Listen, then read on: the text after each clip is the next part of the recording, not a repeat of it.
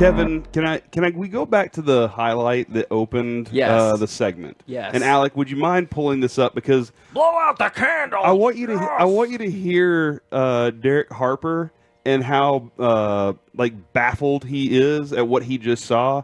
Just listen to the Derek Harper moment at the end of this cut. Found an outlet in Washington. Back to Doncic. Fade away. Oh, my goodness. Blow out the candles. Luka hits the extremely difficult shot, drawing the foul as well.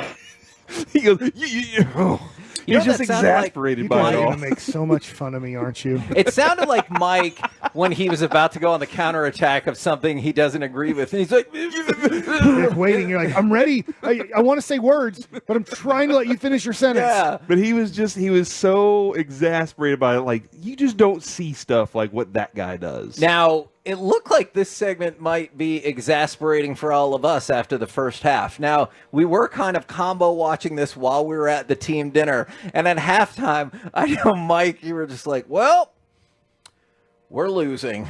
And was it 1 point, right?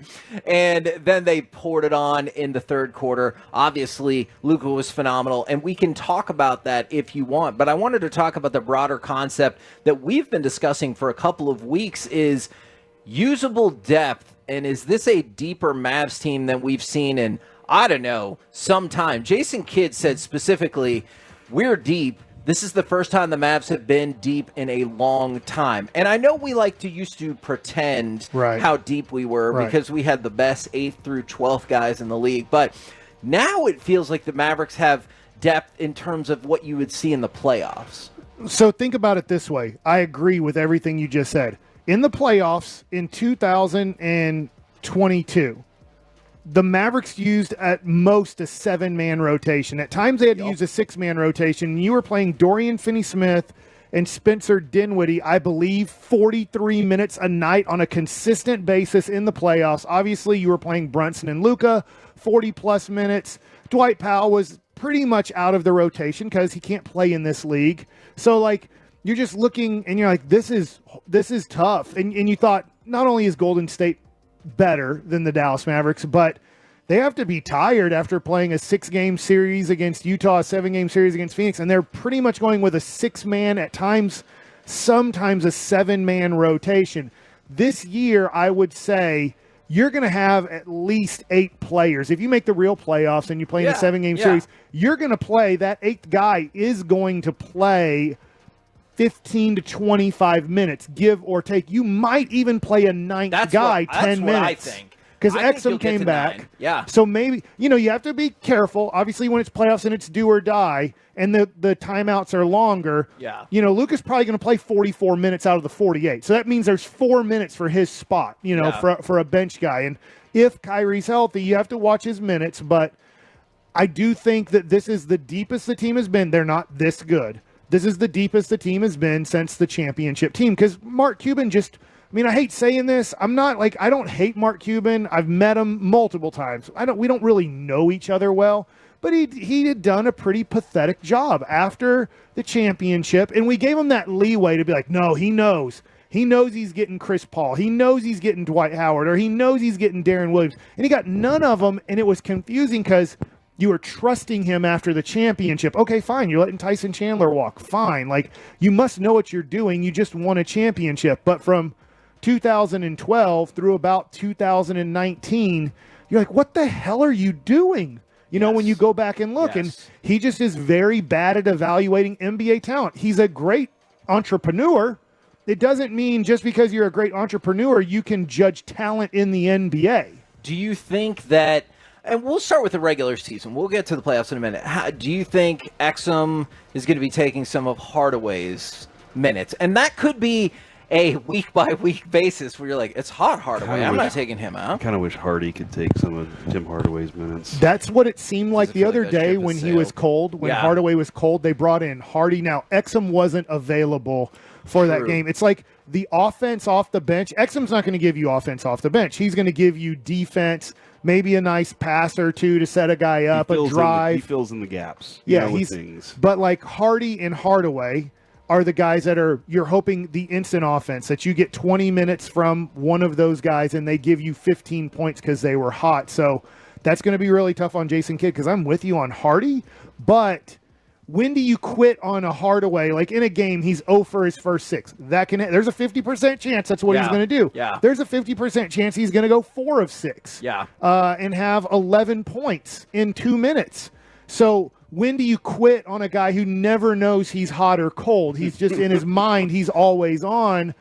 And that's a tough decision, because Hardaway can go 0 for 6 and then make his next 3 shots, and he's not going to be afraid to take the next 3 shots. But yeah, you have depth with Kleba coming off the bench, Gafford coming off the bench. Then you have Hardaway coming off the bench, possibly Exum, Derek Jones Jr. Now you're like, wait a second, they did it. Anytime Dwight Powell is considered one of your 10 best players, you have no depth on your team. Like that'll be my line for, do you have depth? If I put Dwight Powell on your team, is he one of your 10 best players? You won, Mike. You don't have to worry about it anymore. And he was always, for the last 8 years, he's been one of your 10 best players on your team, so you don't have depth.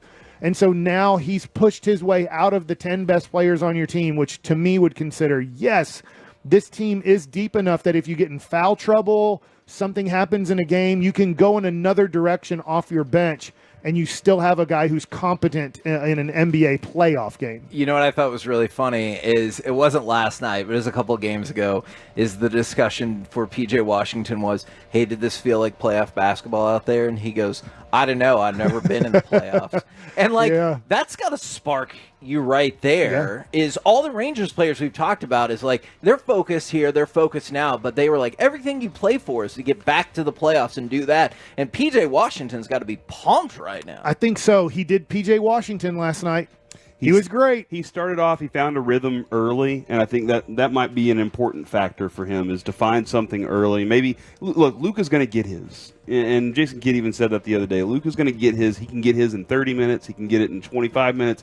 Luka can get his in whatever. He wants to play all the minutes. That's just what Luka is. But if Luka can look around and say, hey, man, let me get these guys going a little earlier, maybe that's the solution for a PJ Washington, is he just needs to find it early. So then, as you were saying, he's not even trying to run clock off late in the game, because he's just like, I'm still getting mine. I'm filling up the bucket, baby. So maybe that's the factor for him. It's always weird, because there's been a zillion coaches who've had PJ Washingtons in all sports, and they can't figure out. I'll tell you who fits in that category a little bit for the Dallas Cowboys. Brandon Cooks. He's been on so many teams because so many teams see the talent, and they're like, I'm going to get a number 1 receiver out of him. Now, I think at this point the NFL has moved on from, he's never going to be a number 1. It wasn't smart enough, but he's a good number 2 receiver for the Dallas Cowboys. But still, we were asking 6-7 weeks into the season, hey, where is he? Why is he not doing anything? And then, he'd have a breakout game, and for 2 weeks, you'd be like, all right, this is the Cooks we want. And then the next game would be, I don't know, I'm just guesstimating, 2 catches for 22 yards. Like, what happened to Brandon Cooks? Where did he go? And so there's guys in all sports who are PJ Washingtons, who coaches and general managers go, that game, that 23-point game, I'm not saying he's going to average 23 or 25, whatever he got last night, but I can get a consistent 16 points a game. I'm going to get him to average 16 points. His bad games are going to be 10. His good games are going to be 22. But I know most nights I can count on him to give me around 16 points. That's the goal of the Dallas Mavericks and PJ Washington throughout these next 3 years. I don't assume that they're going to fix this issue when they've had him for 3 weeks. I think that's very fair. And now we look ahead to tomorrow in a Boston game that, for Boston, obviously they've been playing exceedingly well all year. It feels like Jason Tatum is finally breaking some people down and getting pushed into the MVP conversation.